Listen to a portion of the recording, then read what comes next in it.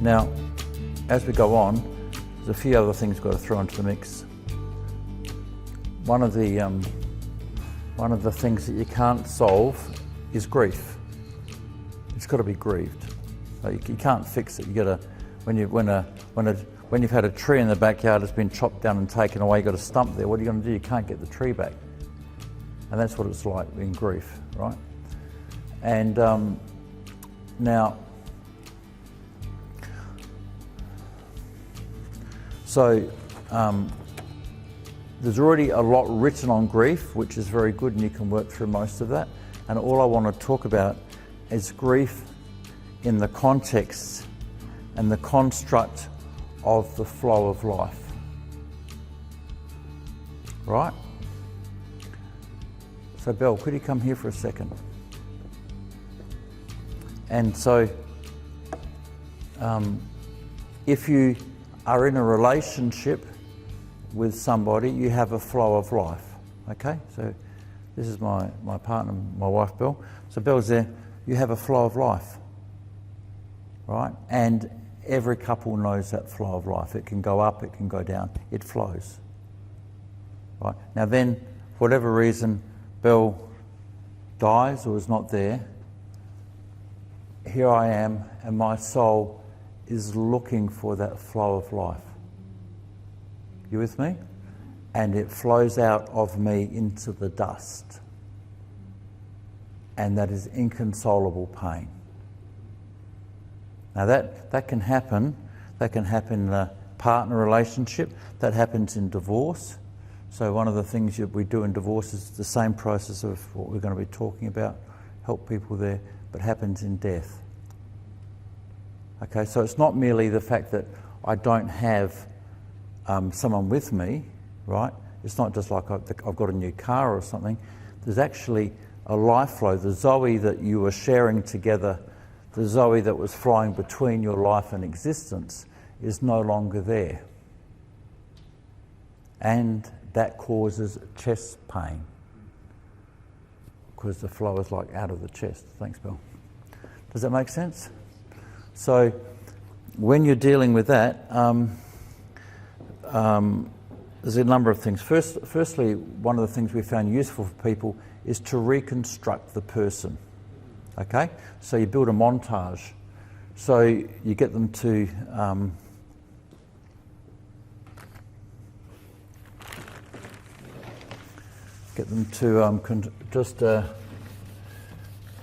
reconstruct the person almost in the light of a oh wow, this is great. Look at this.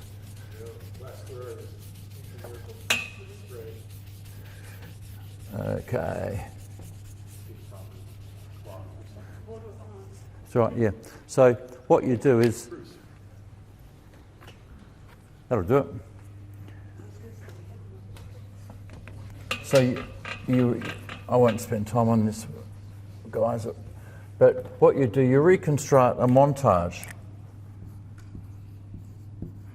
So you go and get photos, might get audios, whatever you can, to reconstruct that person in three-dimensional things. Why are you doing that? Because you're going to get all the parts of you by which you're missing that person to re-engage. Right? You reconstruct that person or the thing that you're missing in a way that is deeply as possible, right? And then what you've got to do is, when all that's there, you've got to say what you've got to say to that person. How much you love them, how much you're annoyed by them, how much you miss them, how much you wish this, ABC, all the realities of life. You reconstruct them, and then you say what you've got to say. Right? And then once you've done the montage, reconstructed, and you feel all of you has been involved in that process, we then have a very simple prayer. And we ask that the soul tie, the connection between that person and you, we ask that soul tie is closed off, because the person has already died and gone, and it's not connected in this realm. And you bleed out. Your soul bleeds out. And it's sitting here in pain. The person's alive on the other side. They've passed through the veil. But when they pass through the veil, while we have times you might be aware of them, you are not connected to them like you were on earth. They have changed places. Can you not be more connected to them because they are loving you unconditionally? Totally. There's a change in relation. So why do you need to have this bleeding out business? Like, why do you need no, the people are bleeding out. If you've got no grief and no bleeding out, you don't need to do it. Is the person more alive than they were here? Yes. We are the grey ones. They are now more alive than we are.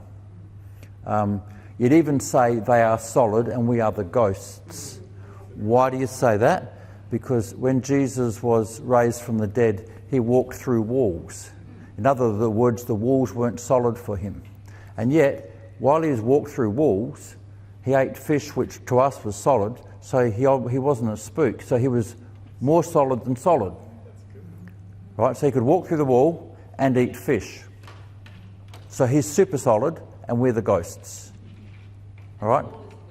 Sorry? The wall, yeah, our dimension is like an apparition, right?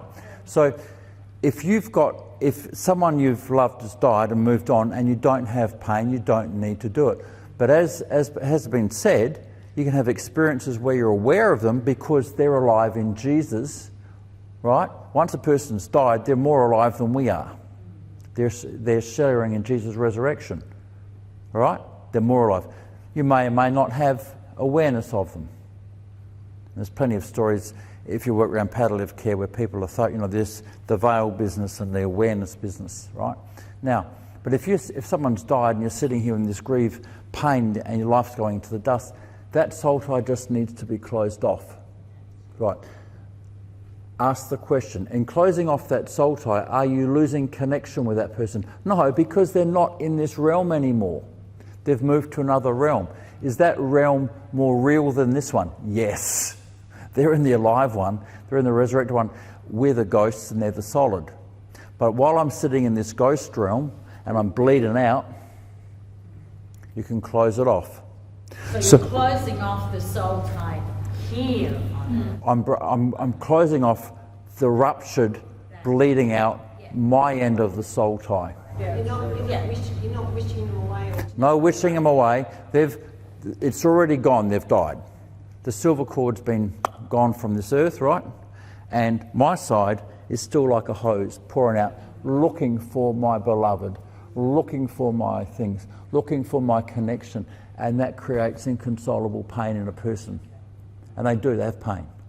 And you find very simply, if you can reconstruct a montage of the person and you can say everything you need to say, so you're at peace, then you can say, okay, they're not here anymore.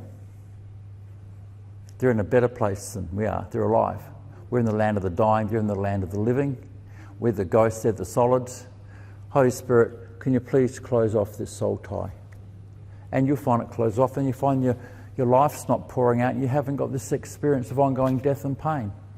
And basically, it's the same as when Jesus heals. We'll talk about the black hole and Jesus healing there.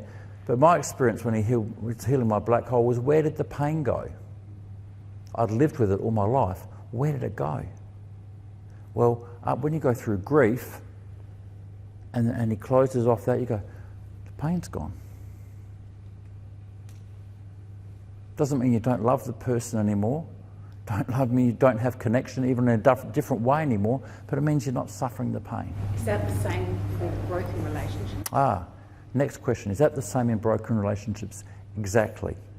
And in broken relationships, I don't pray that for people until I know that it's over and it's final, and but they will pray. But if they ask me to pray, I don't pray it with them until it's over. Anybody can pray it. Yeah. So it's not like a witch doctor, you have to have a special person? No witch doctor, no super spiritual. yeah, as Belinda's saying, every soul is sacred. You don't fiddle with someone else's soul. There's no hierarchy in this. Every soul is sacred. You keep your fingers off people's souls. But soul ties are so real and not just in those deep. Yeah, and this is saying that there's a thing called soul tie. We are saying we are beings with a life flow, right? We're beings with a life flow made in by the Zoe, and we're not just bodies, right? And that connection is real. So it doesn't mean that you don't miss that person, grieve, all of those things, but you just don't have that. Right, correct. So from the floor, it's saying you don't miss, grieve, and have it. No, you don't. You're not cutting them and throwing them away, right? You still miss them and grieve them. You may be aware of them in another way, but it means that the inconsolable pain of it is gone, right? And you'll find the same works and relationships in this life. So that's the flow and the soul connections. Now, releases the intensity of the pain. You don't stop thinking about them or missing them, but it releases that intense longing. Cuts that off. did you hear that from someone from the floor? Said it releases the intense longing, grieving, franticness gone. It's gone because your soul's not looking for that reciprocation in this level. Now, there is one thing we need to start putting in here, and this is building towards something else. So listen very carefully. What you can do, if you've been in a relationship with somebody, or if somebody's been in a relationship with somebody, and there's been problems, and we do a thing called calling their life back. Now, that sounds pretty weird. What do you mean, like calling my life back, Bruce? Well, I'm more than my body.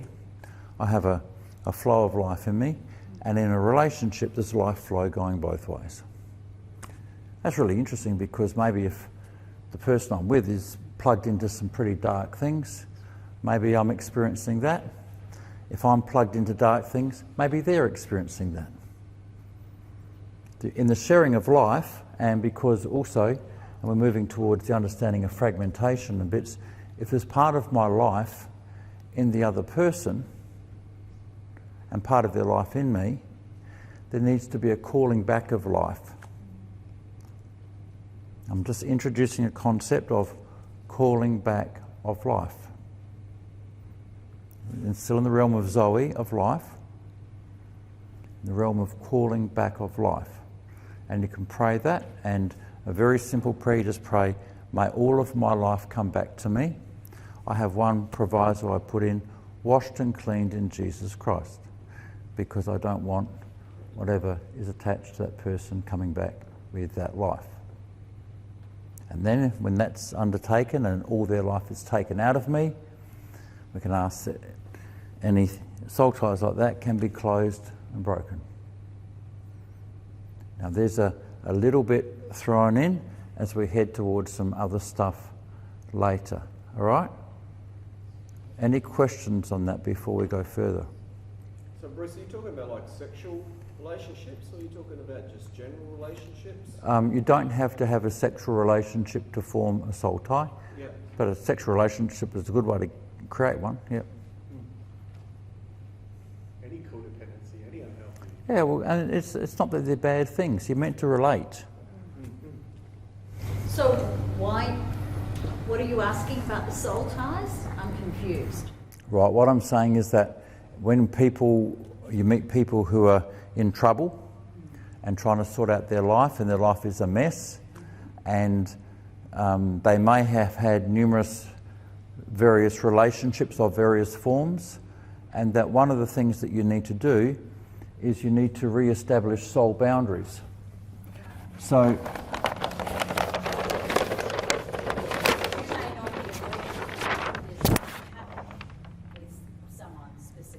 if I'm the person, well, if the person's in trouble and they're not making grounds, it's a concept to look at, right? And so here we have a nice relationship where people are relating and there's respect. Now, to move from here to get intimacy requires trust. Requires trust. Trust requires safety and virtues. It's very simple. It's not very hard, is it? So trust, safety and virtues to get there. Okay, so that's a lovely thing. But what happens when you've got a not so lovely thing, and you might have been in a person who's actively participating with darkness or various things, and they're actually playing around with that, and then at the soul level, at the level of Zoe, you're suddenly in a pipeline. So can that include, say, someone who is a narcissist or is sociopathic or... Well, yeah. Well, I'm not. That you might have dealt with? Yeah, I'm not going to get prescriptive on what it does and doesn't include. I'm more into the concept, but yes, if the person's not getting better, it's useful to look at what are the pipelines into the person. So what are we trying to do? We're trying to just merely establish a boundary. If that's got pipes off it and connections elsewhere, that poor person can have all sorts of influences on them. Now, is pipeline the correct concept? I don't know. We'll talk more about that later, because there's issues of fields and all sorts of things we can go into. But it's the issue of maintaining the boundary integrity of the person. A boundary integrity. So you're not affected by other people or things. And that's very helpful for the healing of the soul. If you're going to spend time digging through this thing, trying to work on that, right, work with them, and they've got boundary problems where all sorts of things might be coming in, that becomes a bit more complicated. It's a bit like trying to clean a house with all the windows open and dust coming through. So you've been talking about two things. One is the loss of a life, and then also deep relationships where the people are still... Yeah, and we slid from one to the other, yeah. They've sort of spoken together. Okay. You've got two concepts happening. Well, we did slide from one to the other. So we have been talking about grief, and then we've then moved from then into relationships, as per the question, right? And then this is relationships with people alive now, yep. Aren't there good soul ties, though, here on Earth? Totally, I'm not saying they're bad. We're just talking about the issue of if you've got problems and darkness. Okay. Yeah. Okay, so what are we saying? We're saying this is part of creation. This is how things are built. Oh, so what you're saying, Bruce, this is how things are built. Oh, this might be one of the doorways by which magic works. Absolutely. Are we meant to play with that? Well, if you're going to move into control, you're in darkness. Oh, can this operate in love? Absolutely. Have you ever had somebody who you know and care for, you're aware of what's happening to them? And you can pray for them, care for them. You see, this is how things are built. It's not a bad thing. It's not a bad thing, but it can be operated on within darkness, and we just need to sort of understand that. What I'm trying to do is remove from your brains the concept of evil as another entity. I'm trying to say darkness or evil is merely blindness in what is good. Does that make sense? So you don't have a... Correct. So we don't get all mystical and fearful and weird about the occult. Occult just means hidden. This stuff is playing with Zoe. And most of our frames have been dualistic, as we tried to Yeah. say before, right, Bruce? Yeah, the frames are dualistic. So just say it again. If you're meeting a good witch or a good wizard, they're playing with Zoe. My goodness, they're playing with the life of Christ flowing in the universe. But they're not doing it in love necessarily. Oh my goodness. Well, this is not just meeting this all-powerful force. This is a fiddler. Someone fiddling with the life of Christ. And then you have a different take on how you approach people involved in dark arts and mysteries, and how you can share the gospel with them. Do you realise that what you're playing with and what you're doing, Have you thought about love versus just power? Because they're playing with power and fiddling with the universe, pulling the strings of the universe, but they're not operating in love. But it also means, therefore, on the corollary, we don't have to be scared or fearful of it. And we'll talk more about that as we get into it. So the first thing was, back to the death of a person, you've got someone you love and you need to remember them, create a montage, and then be able to speak to them and relate with them at all the different levels you can, right? And then if necessarily, get your soul connection, which is gone because they've moved on. Your side just open and bleeding. Your side needs closing. It's your side. You're bleeding. You're looking. You're flowing. Okay? And then that got transferred from a question into a relationship. Is that what happens when a relationship ruptures? Yes. And then that can also be closed off.